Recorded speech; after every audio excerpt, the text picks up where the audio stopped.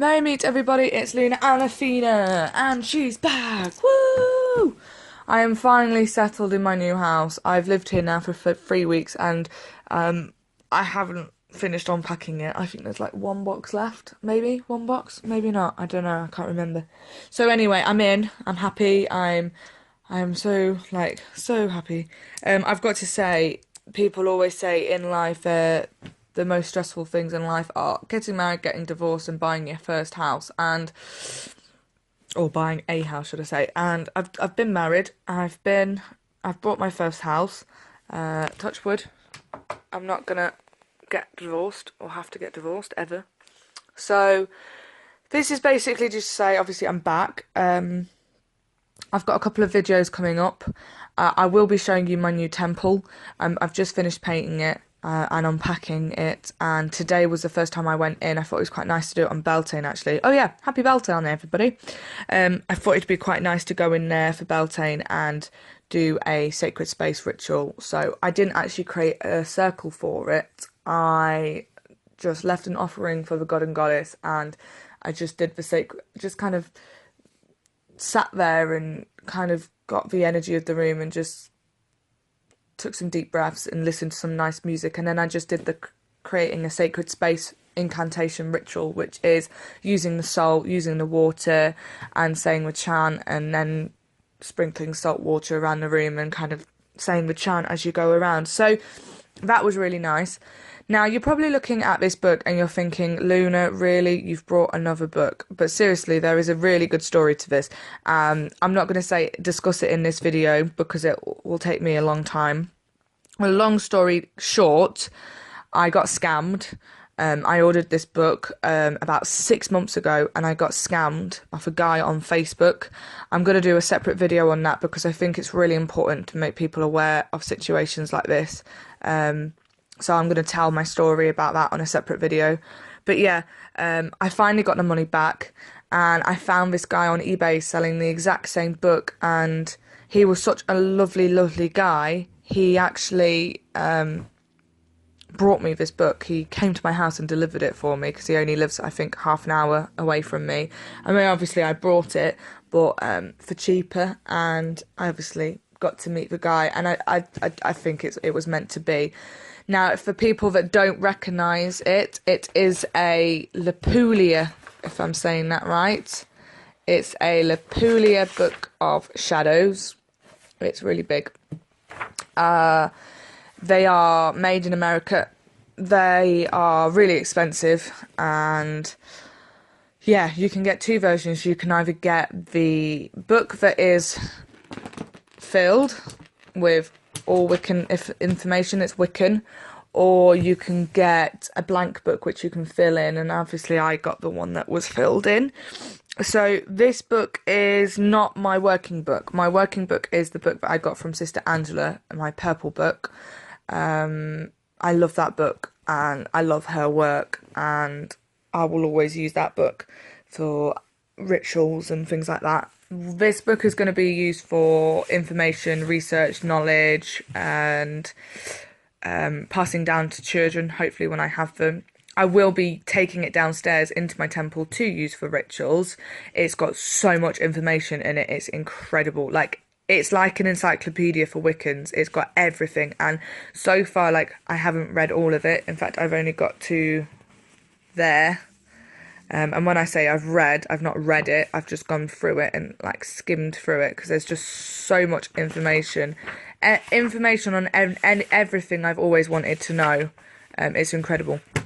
So I will do a flip through and a discussion on this book in a separate video. But what I wanted to talk to you today was basically just what's going to be coming up, and also to discuss something that witches or Wiccans, pagans, whatever you want to call ourselves, something that we tend to do when we first start out, and that's creating a magical name.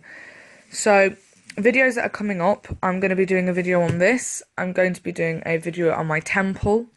I'm going to be doing a video on initiation because after 6 years, I am really excited to say that I have made the pledge to get initiated. I've finally taken the plunge, and I'll be doing a separate video on that. Obviously, I won't be going into detail. I'm probably going to do a video before I get initiated and maybe do one after.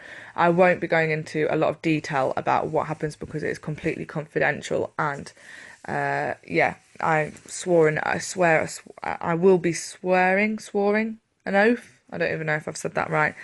That, you know, it's all about trust. But I'm going to be doing like a blog up until then on how I'm feeling about it because I'm going to be doing it skyclad.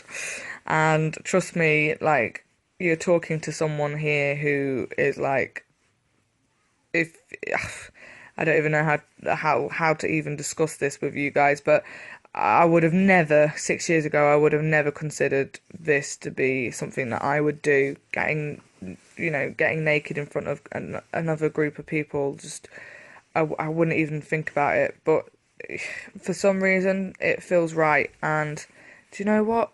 It's a body. We were born naked, and I really don't see why it should be such an issue.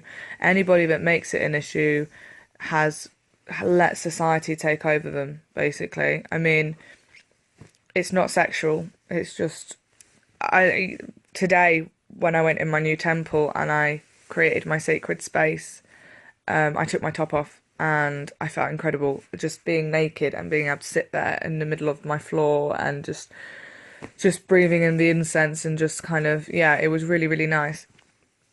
So my first time in my room was today. So happy Beltane, everybody, by the way.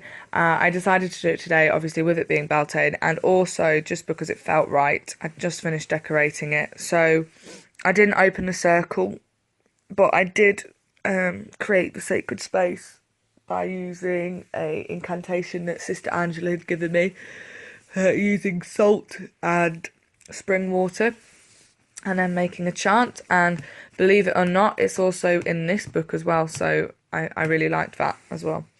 So without further ado, I'm going to talk about what I wanted to talk about in this video, which is creating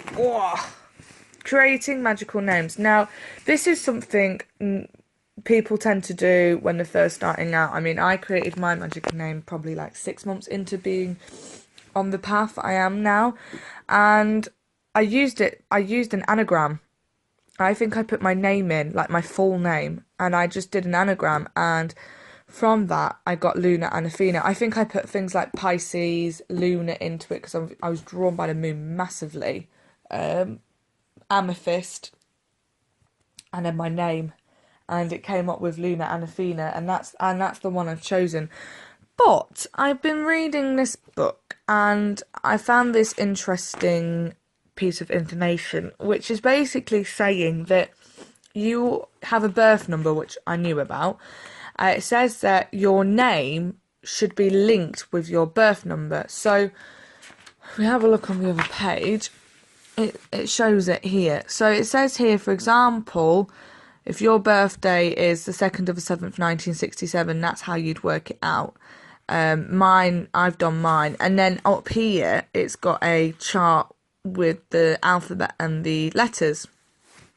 And then it says you pick your name which has the same birth number. And then on here, it says the reasons why you do it is that your birthday will never change.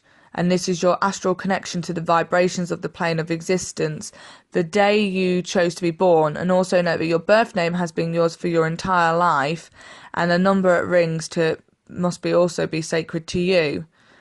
So I decided to check mine because it's something I've never done, and I knew already that my birth number, life plan number, birth number, is 3. So if you see here, it says 25th of the 2nd, 1992. I knew that, but my magical name, the life number, the birth number, sorry, I need to stop saying life plan number, the birth number is 6. So my question out there to everybody is, have you got a magical name? Is the first question. And then my second question is, if you've got one, is it linked in with your birth number? And do you think it's important? Because I'm going to be honest, I've never felt any connection to Luna Anafina. That name is just a name that I created 6 years ago because I thought back then I needed to have a magical name and I needed to be spiritual. And obviously since having my YouTube and my Facebook and my group that I started, A Pagan's Journey, which if you're not on, by the way, join. It's a really nice group. Yeah, I don't know. So I'm wondering whether I should create a new name. Obviously that will mean changing my name on YouTube and changing my Facebook name, which I'm not really bothered about. But yeah, that's basically all this vlog is about. So have you got a magical name? Is it linked to your birth number? If not, why? If yes, how? I could have done this video in 2 seconds, couldn't I? So it's lovely to see you all, by the way. I'm now going to chill and eat a bunny bar and play Pokemon. I hope you're all okay. I hope you're having a lovely Beltane. And yeah, I'm really looking forward to doing a flip review of this video, but I still need to finish reading it before I do. So I haven't. Oh, snow spell, cool. I haven't finished reading it all. This is actually here. This is where I got up to. Sachets. So I will speak to you all soon. Love and light, and yeah, take care. Bye.